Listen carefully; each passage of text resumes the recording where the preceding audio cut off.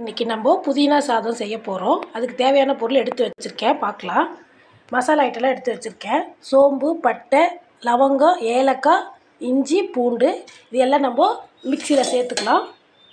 இது கூட 2 பிரிஞ்சி இலையும் சேர்த்துக்கலாம். இதை இப்போ மிக்சியில் ஓட்டிக்கலாம்.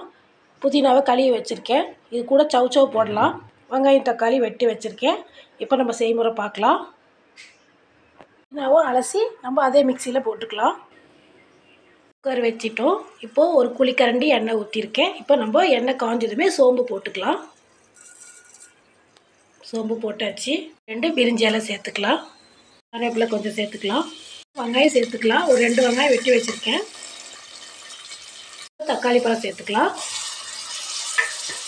இப்போது அந்த சௌசௌ சேர்த்துக்கலாம், மீன் மேக்கர். இப்போது கரம் மசாலாவும் வீட்டு மிளகாத்தூளும் ஒரு டீஸ்பூன் எடுத்து வச்சுருக்கேன், போட்டுக்கலாம். நம்ம அந்த புதினாவை அரைச்சி வச்சுருக்கோம்ல, புதினா, இஞ்சி, பூண்டு எல்லாமே அரைச்சி வச்சுருக்கிறேன், இதில் சேர்த்துக்கலாம். மஞ்சள்தூள் கொஞ்சம் போட்டிருக்கேன். இப்போ தேவைக்கு உப்பு போட்டுக்கலாம். இப்போது அரிசி கழுவி வச்சுருக்கோம் தண்ணியோட, அதை சேர்த்துக்கலாம். பாசுமதி தான் இன்றைக்கி யூஸ் பண்ணுறேன்.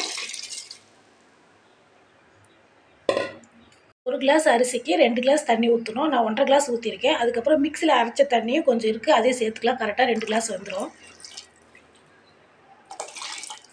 அவ்வளோதான். இப்போது இதை ஒரு கிண்டிட்டு உப்புலாம் கரெக்டாக இருக்கான்னு செக் பண்ணிவிட்டு நம்ம குக்கர் மூடி போட்டுடலாம்.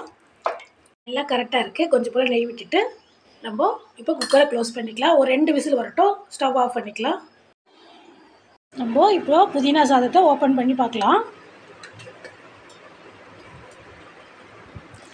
நல்லா உதிரியாக இருக்குது. நீங்கள் ட்ரை பண்ணுங்கள். புதினா சாதம் ரெடி.